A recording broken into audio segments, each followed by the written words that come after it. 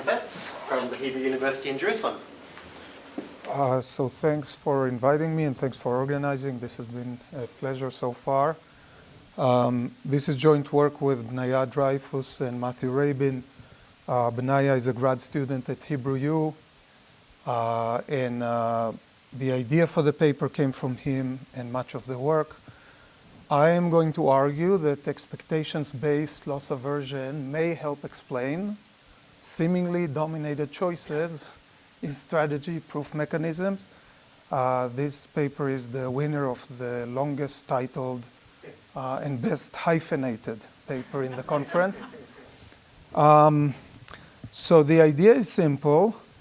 Deferred acceptance, I don't have to tell you what it is in this crowd. We heard a lot about it in the past 2 days. Is widely implemented. One of the attractive features is that under the assumption of classical preferences, it's a strategy proof, so it induces preference concordant, or aka truthful ranking. It's a dominant strategy, so I don't care what others do. It's in my interest, again, under classical preferences. I'm going to keep emphasizing this. It's a dominant strategy to just rank options, let's say schools, by the order of preferences. I'm going to use the term truthful during the talk, and I'm going to use misrepresentation, the term misrepresentation of preferences when people are going to submit a list that doesn't coincide with classical preferences.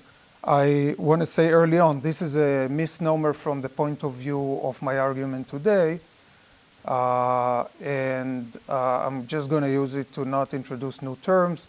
I imply no normative judgment by it. There's nothing about when people participate in these mechanisms, there's nothing about please tell us the truth or please don't lie to us. There's none of that. So we don't like the terms, but I'm going to keep using them today.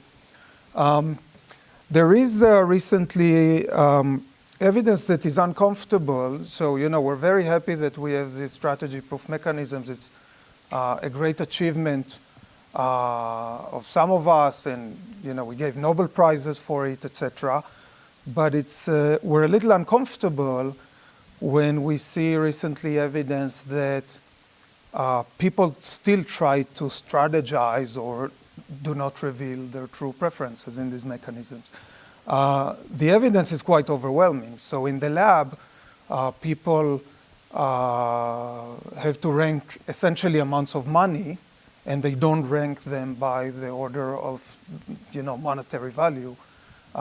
Sometimes in simple environments where misunderstanding doesn't quite seem like the most intuitive explanation.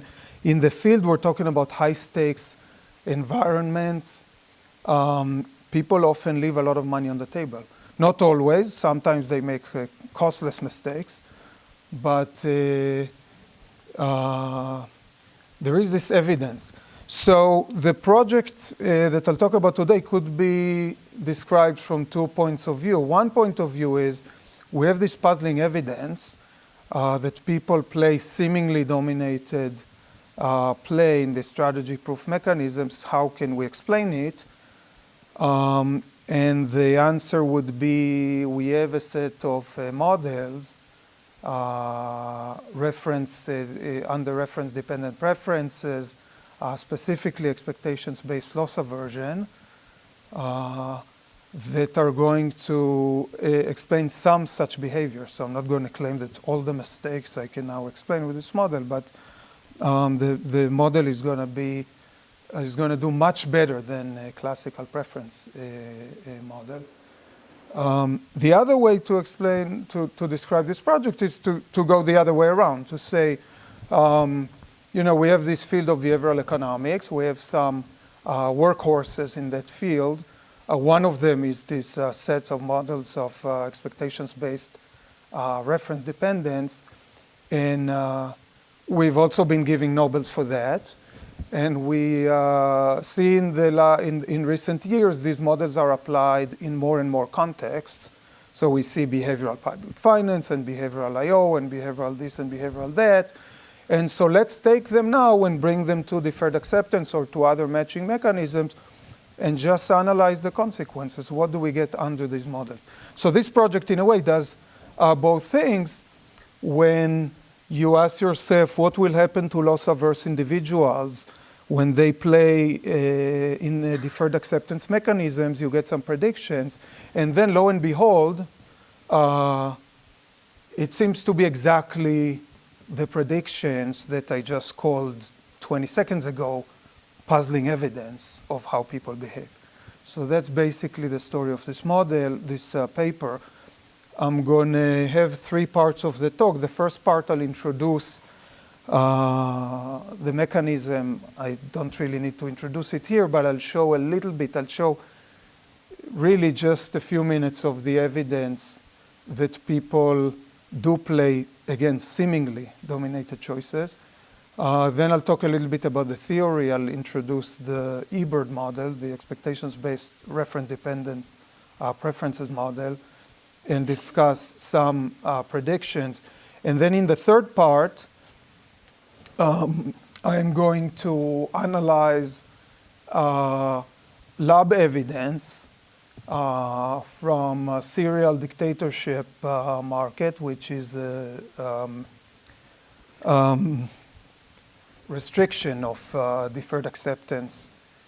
And I'm going to show that the behavior in that lab experiment actually matches the model quite nicely.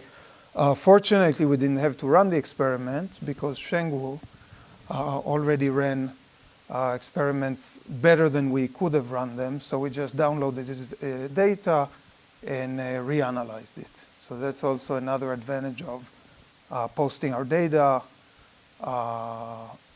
when we publish papers.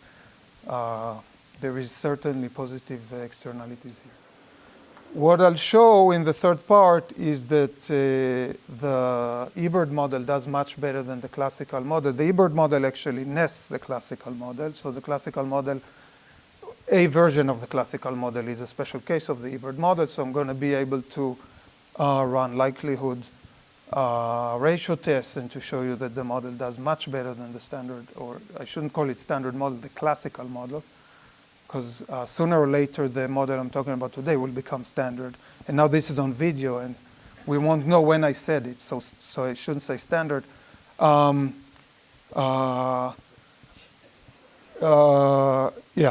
okay. Oh, this is actually important. So it's not that I find some anomalies or confusing behavior and then I'm saying, okay, I'm going to invent a new model that explains it.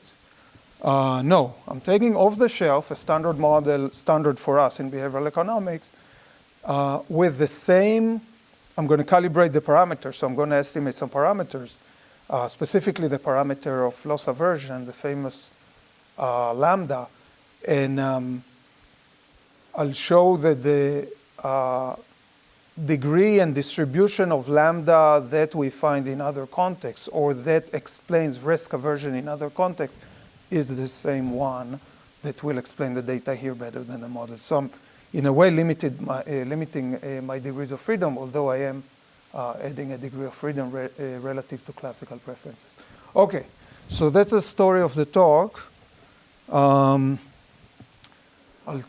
try to go quickly. This one is not connected, so it's of symbolic value. So this is a web page from The Match, the National Residency and RMP match program for medical students in this country matched to residencies. There's a lot of explanation on how the mechanism works. There is a video that I won't have time to show, but basically they explain deferred acceptance to people. Here is one screen from the video that you can watch, or from another video that you can watch on the website. They really emphasize how you should play. Rank your most preferred program first, then second, then third. Do not rank programs based on where you think you might match. So the probabilities you have in your mind of each school are irrelevant. You should ignore them. There is no penalty for ranking a rich program if it's your most preferred program. So a rich program, something you think you'll never get. You won't get punished for not putting it first, etc. Sometimes some of these matches have cutoffs, so you have some standardized test score, and different schools or different programs would have different cutoffs, and then the instructions typically say something like, get the highest ranked alternative so that your score exceeds its cutoff. It's usually, okay. So let me say a few words about evidence. So in the lab, people play deferred acceptance or variations of deferred acceptance, and they basically try to submit lists where they rank hypothetical schools. The schools just symbolize different amount of money. There is something like 15 studies that we survey in the paper. They all find that people misrepresent. Now in the lab, assuming you like money, we know your true preferences over the sums of money. And different studies find between 19 and 45% of the submitted lists do not rank the amounts of money by value. I think particularly interesting is the paper by Alex Rees-Jones and Skoronek, where they take the same medical students who have just participated in the RMP, and they play a lab game with them with the same match, the same rules, etc. And even they find high levels of misrepresentation among these students. So that's worrying. In the field, it's usually much more difficult to identify misrepresentations because we don't know the ranking, we don't know your preferences. However, in some contexts, we can identify preference misrepresentation. Specifically, there is a bunch of recent papers where the researchers identify markets where you are offered a certain program at a certain school in two versions, one with fellowship or with funding and one without. And they are otherwise identical. And so here, again, assuming that you like money, we would want to see you rank the funded position above the non-funded one. However, these studies find between 19 and 35% of the relevant rank ordered lists, so rank ordered lists that have in them the pair of programs otherwise identical, but one of them is funded, and they find what they call obvious misrepresentations. Sometimes, not always, sometimes these are costly. So one example from one study in Hungary, the average costly misrepresentation costs a few $1,000s. The average misrepresentation costs a few $100s. So we're talking about real money here. Of course, these are lower bounds, so these are just the obvious misrepresentations. Who knows how many misrepresentations that are not obvious are out there. So that's the evidence. Here's an example from a market in Israel for psychology students. And I have a translation for those who don't speak Hebrew, but the person did an obvious misrepresentation there, right? They ranked a program above a funded program, and they get this screen, this pop-up that says, attention, you ranked clinical psychology without scholarship at the Hebrew University, but you did not rank clinical psychology with scholarship at the Hebrew University. Do you want to keep the current ranking anyway? And people click OK. A lot of them. In fact, everyone who did this got the screen and kept OK. They think it's more competitive if they click the scholarship? So it could be. I actually spent a lot of time talking to the people who designed the mechanisms. You know, they try to do everything they can to explain to people that this is not the case. I cannot rule it out. I'll show you later evidence where I think it's this cannot be the explanation. Did they tell you why they give them the option of ranking? Yeah, so great question. Let's say you want to go, this is your preference. You want to go to Hebrew University with funding. If you can't get that, you want to go to Tel Aviv University with funding. If you can't get that, you want to go to Hebrew University without funding. So they need to actually give you, okay. All right, let me tell you something about these misrepresentations. So we see trends in the data. It's very common in the lab studies to see that basically applicants are putting positions or sums of money where they have a lower chance to get them, lower than should be implied by the value.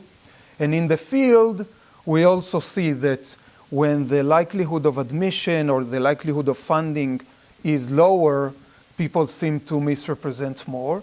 Now here you could say in the field, well, what sort of people have a lower probability to get the funding? Probably weaker students. Maybe weaker students just make more mistakes.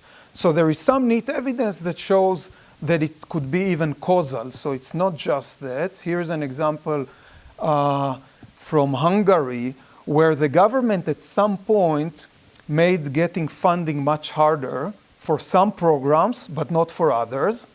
And you can see these are the programs where in 2012, I think, or in 2013, it became much harder to get funding for them.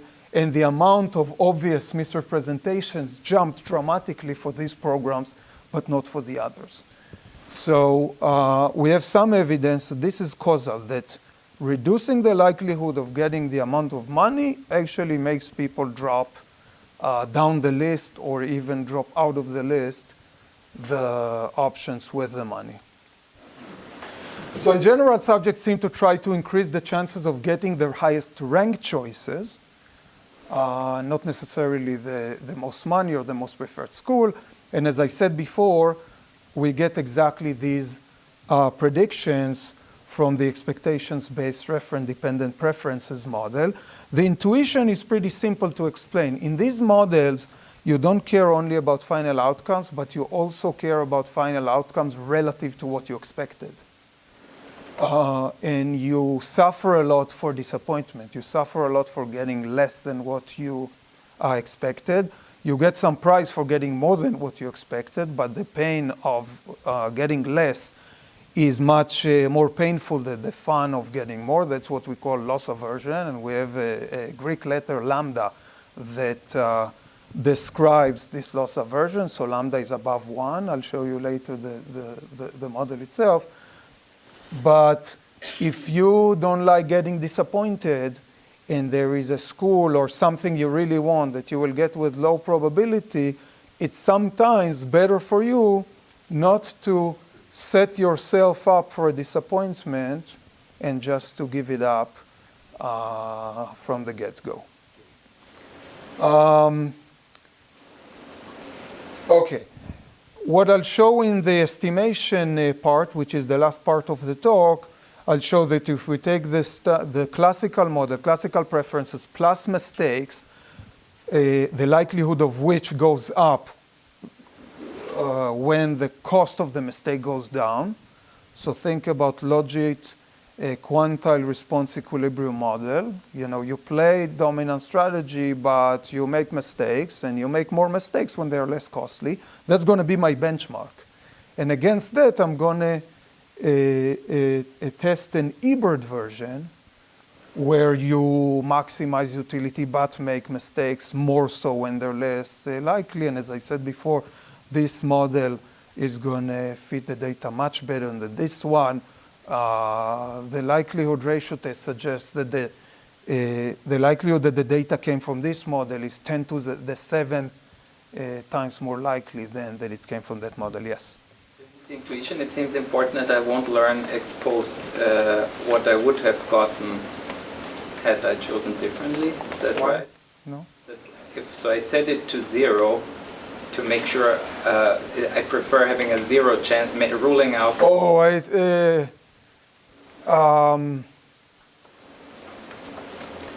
I didn't think about that. I think it would work either way. So actually in the model it's fine. You know the probability, you know the true probability. You maximize expected utility, and yeah, of course, sometimes, once you know the realization, you would have acted differently. But based on the information you have at the moment of making the choice is pretty clear. Okay, so very quickly, theory. People react to departures in their consumption from the reference point. The reference point can be stochastic or deterministic. The standard model is consumption utility, so we get utility from consuming things. In this model, there is another term, news utility. News utilities, as I said before, is new beliefs about consumption relative to lagged beliefs about consumption, or in the version that I'll talk about today, you're going to consume something that's going to be the school or the amounts of money. So you're going to enjoy consuming them as in the standard model, but also you're going to compare consuming them to what you expected to consume. And if you're above it, it's great. And if you're below it, it's really bad. How bad? Depending on how loss averse you are. So the reference point is your rational expectations. The rational expectations, once you submit a list, the list is a lottery. The list is basically probabilities over getting different prizes. And that becomes your reference point. Okay, so let me skip this, but just give you a simple example. So 3 periods in Lori's life. Lori submits a rank-ordered list in a deferred acceptance-like mechanism. And there is only one school, right? So she learns that with probability Pi, she will attend Si, from which she gets utility Mi. Okay, so what kinds of utility does she experience? At the end of the day, this is going to be the sum of everything. I'm going to break it down. So first of all, at the moment when she submits the list, she gets news relative to, let's assume she started with zero beliefs. So what's the news? The news is that with probability Pi, you'll consume Mi. That's the lottery. Okay, now she waits, and then she learns the result of the match. Did she get the school or not? So now she gets news utility from the realization. With probability Pi, she gets the school. So she enjoys Mi, but this is the good news component. So with probability Pi relative to believing that she would not have gotten the school, this was the belief when she submitted it. She knew with 1 minus P she won't get it. So relative to that, she now gets the school and experience good news. However, with probability 1 minus Pi, she won't get the school. And relative to believing she would get it, she suffers. How much does she suffer? That's the coefficient of loss aversion, lambda, that is above 1. And I'm going to estimate lambda later. And then comes the rest of her life. She consumes the school with probability Pi. It's the same probability. So overall, over the 3 periods of her life, she has these 4 terms. And we can sum them together.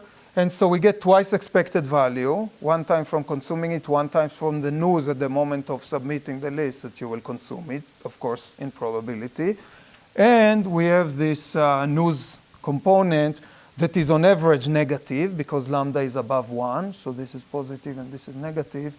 And it goes up with a spread with a mean absolute difference measure of the lottery. Okay. Let's think of a 2-school example very quickly. So I have 2 schools.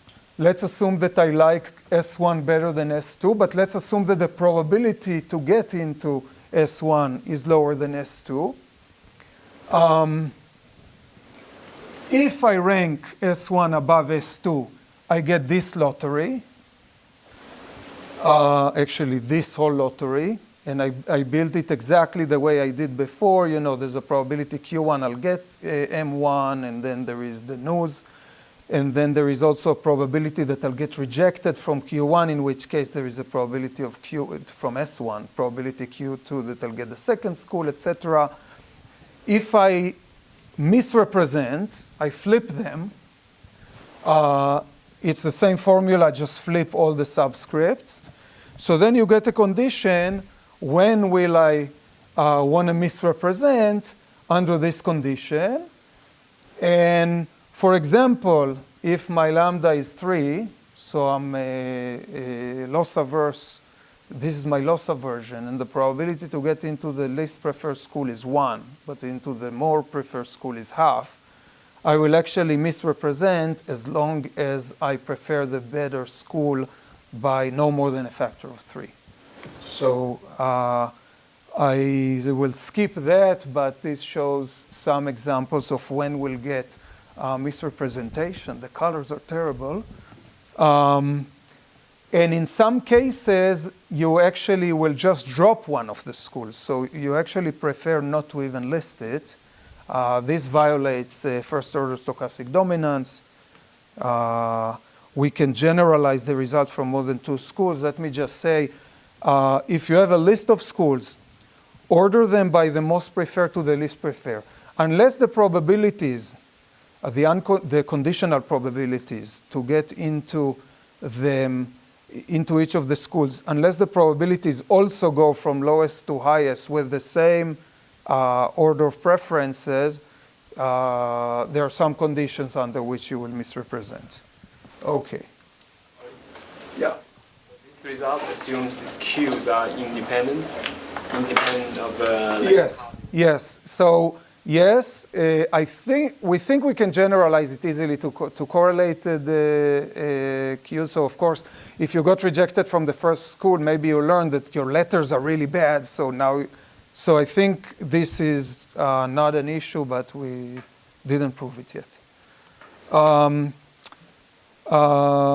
I have a result for the money. I will skip it. I'll skip it. Okay, let me talk about the empirics. Yes? What would you need to observe that you can't rationalize?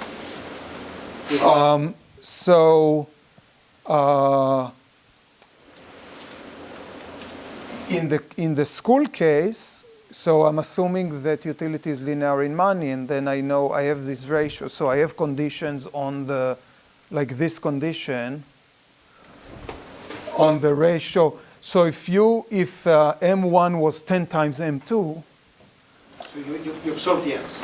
Say again? You observe the M's. Yeah, in case of money, in the estimation now, I have small amounts of money, and I'm assuming linear utility in money, and so I can calculate all of this. And then I can estimate your lambda based on the choices I see you making. and conditional knowing Q. Say again? You know Q as well. Yeah. So I'll show, this is exactly what I'm going to show in the last 17 minutes that I have. So I'm going to use Sheng Wu's experiment. These are the instructions, and I'll just summarize them very quickly.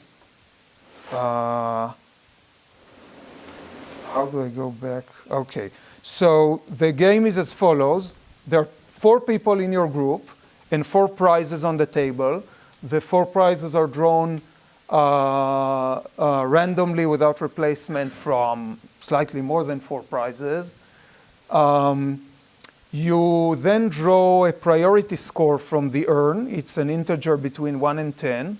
That will determine the order with which you will choose which of the prizes you want, and there is a tie-breaking rule. It's just a 50-50 thing. And then this is from the instructions. The player with the highest priority score will be assigned the top prize on the list. The player with the second highest priority score will be assigned the top prize on his list among the prizes that remain, etc. Instructions are very easy to understand by some measure that Sheng Wu can explain to us about later. Subjects play it, and then they learn, they get feedback on what was their realized priority. Were they first or second or third or fourth to choose, and which prize they won. We have 72 subjects that play 10 rounds of this game, so 720 observations. This is the choice screen where they have the 4 prizes, and they have to click here 1, 2, 3, 4, and submit it. They have 90 seconds to submit it. And then they learn, so they know their priority score, and they have to rank and submit. Okay, so we can analyze the situation from an eBird point of view. And this is going to be your utility. Basically, you have the 4 prizes. So this is the expected value plus the news utility from submitting. And this is the gain-loss component. You know the probability. So know is a big word to say. But these are the probabilities that you'll be first, second, third, or fourth as a function of the priority score you drew from the urn. We're not assuming that people actually have this table in their head. Actually, the table is not easy to calculate because of ties. So we calculated it with simulation. But all we need is for people to understand that if they got a 10, probably they will be the first to choose. And if not the first, they'll be the second. They're not going to be the fourth. And if they got a 1, probably they are the fourth, although there's some chance they'll be the third. Okay.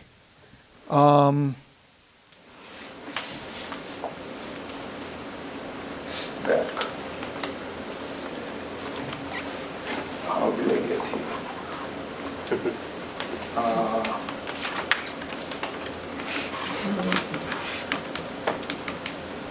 Okay. So, all right. So I'm going to spend some time on these figures, so let me explain them. Here we have the priority score that you drew from the urn 1 to 10. Here we have the list that you could submit. 1, 2, 3, 4 is the truthful list. You put first the biggest sum of money, second the second biggest, etc. This one is you put the biggest, second biggest, fourth biggest, third biggest. Now,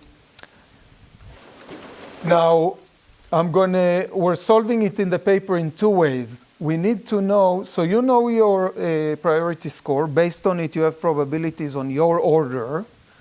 And you know the 4 sums, but what you don't know is what others are doing.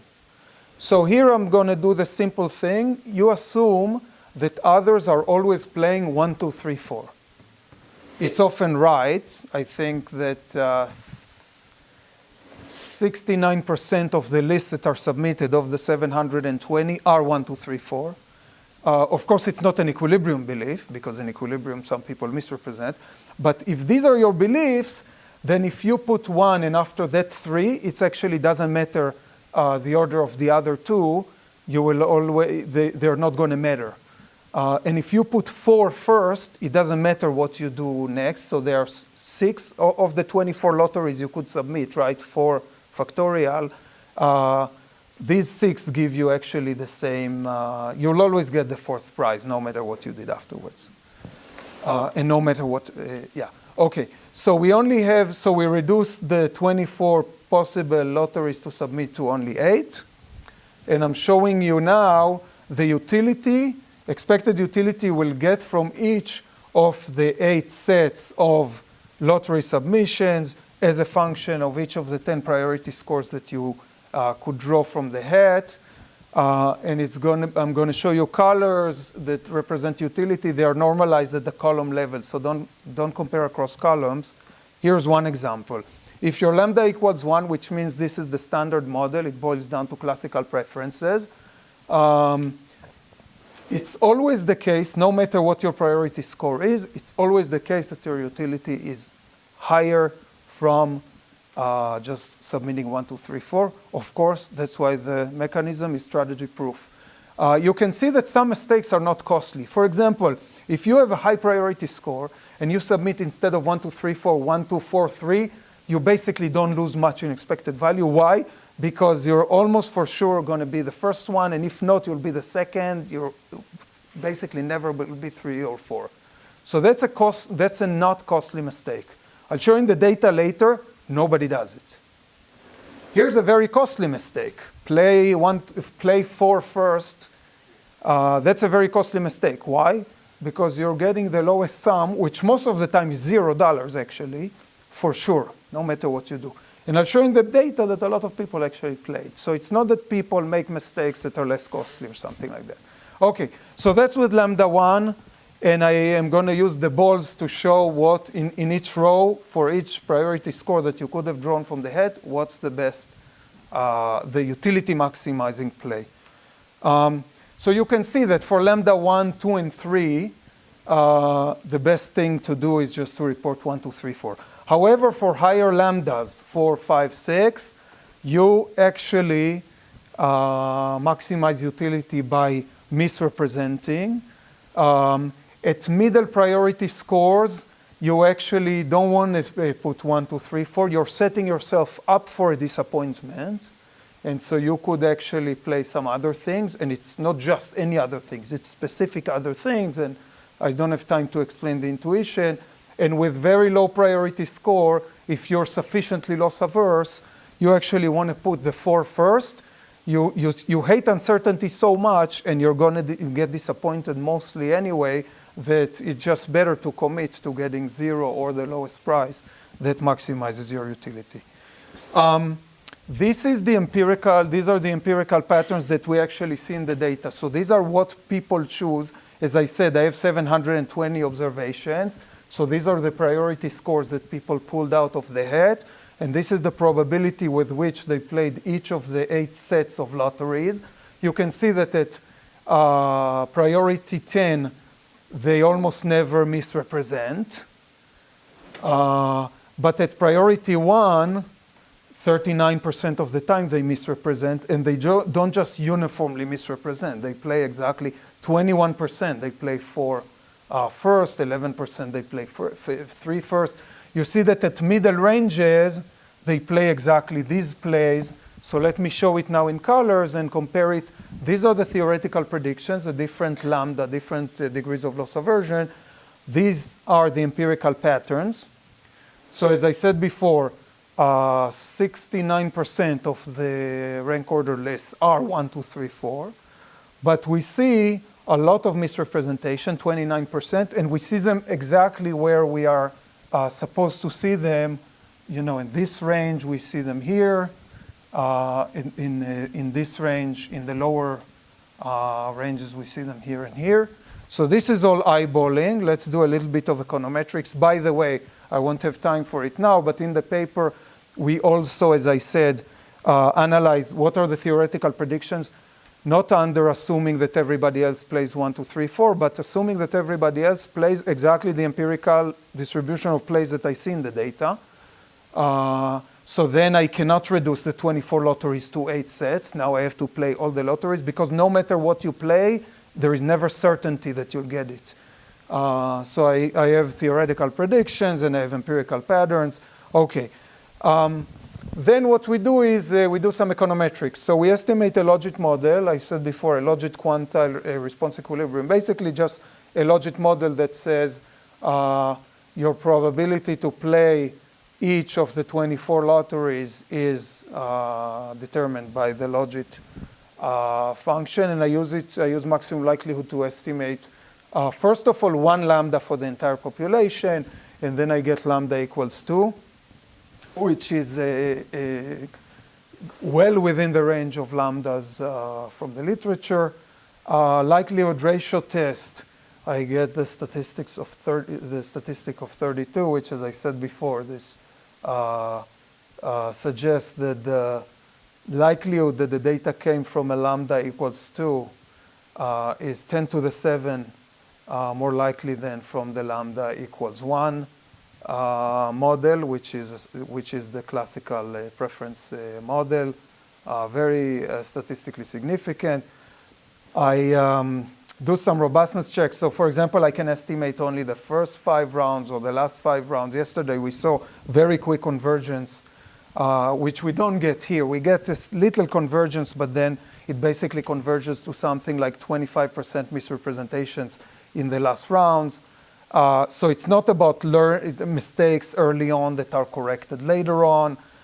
Sheng also ran a one-shot study later on with 192 subjects and stakes that are 12 times higher. So the biggest sum now was $15.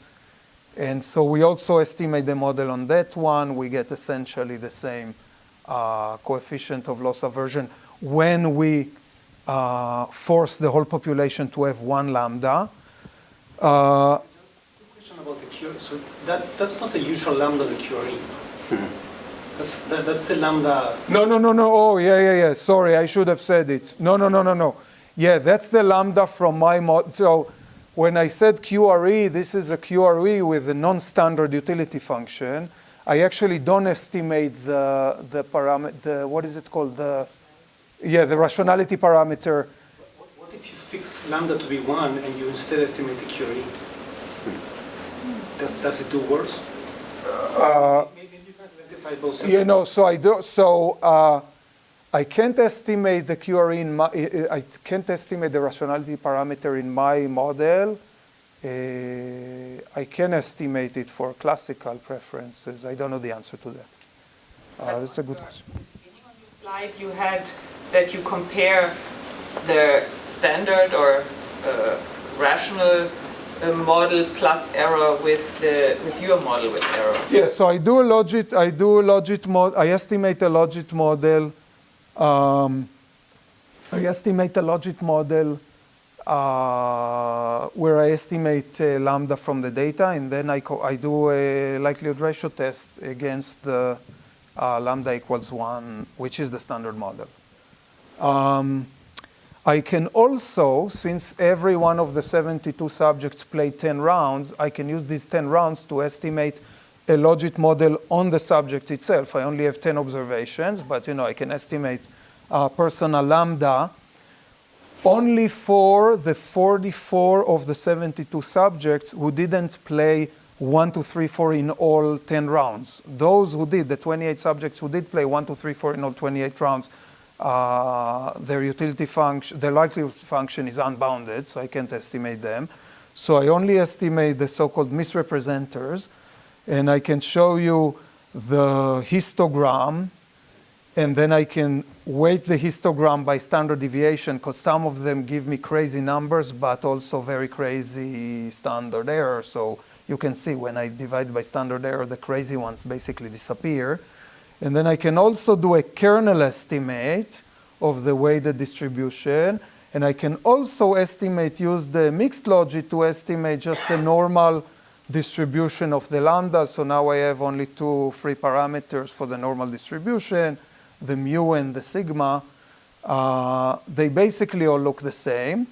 And then I can use that to report statistics of the distribution under assumptions about what is the lambda for the 28 people that I can't estimate.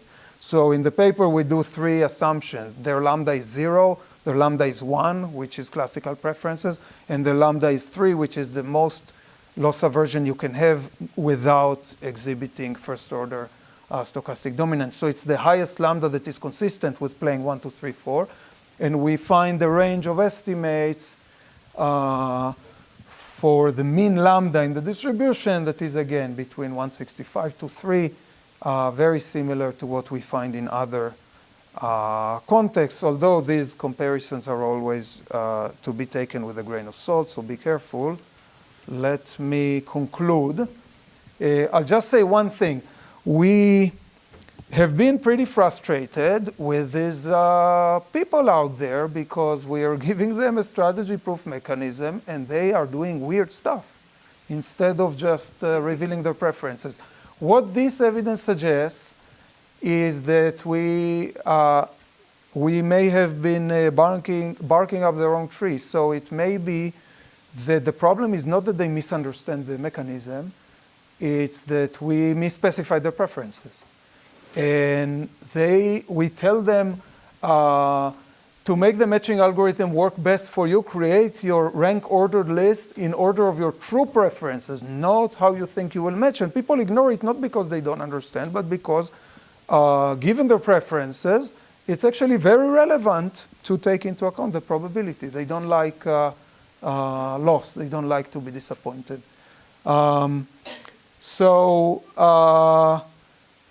two things I'll just say. First of all, even if these are their preferences and they're trying to intentionally maximize them, we're not saying normatively these are welfare relevant preferences. We actually think people are making a mistake. They put too much weight on the news utility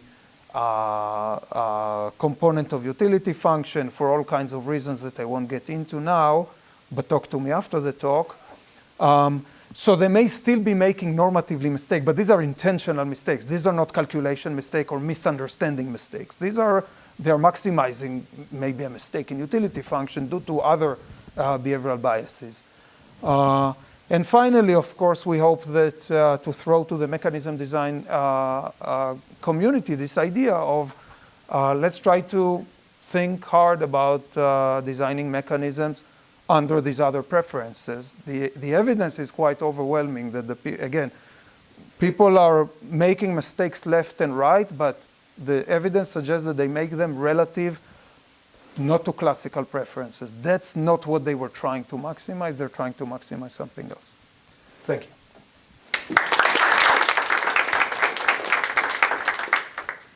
Maybe while we get Nika's talk on this laptop, we can take a couple of questions for Ori. So the game they are playing with loss-averse preferences looks like an immediate acceptance mechanism. Is that right? Where you want? Yeah, great. So that's a great, yeah. So we have a long discussion about it in the paper. What if they understand everything, but they have intuitions from life that are very much Boston mechanism? What is this intuition? This intuition is don't go for too far, for too high, because you may end up with nothing.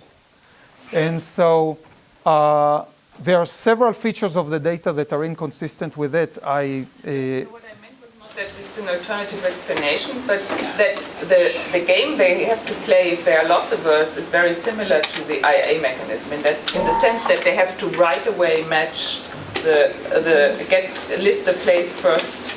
So no, in the following sense. For example, as I said before, most of the times in Shengwu's data, the fourth price is 0. So you could not do worse than putting it first under Boston or under actually any monotonic mechanism. That's what people play. These are most of the misrepresentations. So it doesn't seem to be that. Do I have time? Yeah. If it's, sorry, can you hear me? Yeah. If it's intentional preference maximization, we should expect people to stick with their choices over time, right? Yeah. So I'm wondering this data on these mistakes, are they all one-shot settings, or do you actually see these mistakes repeated? So this came from 10 rounds. And we, in the robustness section, we actually look at the first 5 or the last 5. And you could actually also see how many mistakes they do as a function of the round. So you have 10 rounds. So it goes down slightly. It goes down from something like it's 31% of the rolls are mistaken in the first 5 rounds and 27% in the last 5 rounds. But then it's pretty stable. It is basically pretty stable. I mean, it jumps around. But so, feedback all the way over time? Yeah, feedback every round. So it doesn't seem like a mistake that they quickly correct. I think we should probably wrap just in the interest of time. Thank you, Ori. Thanks.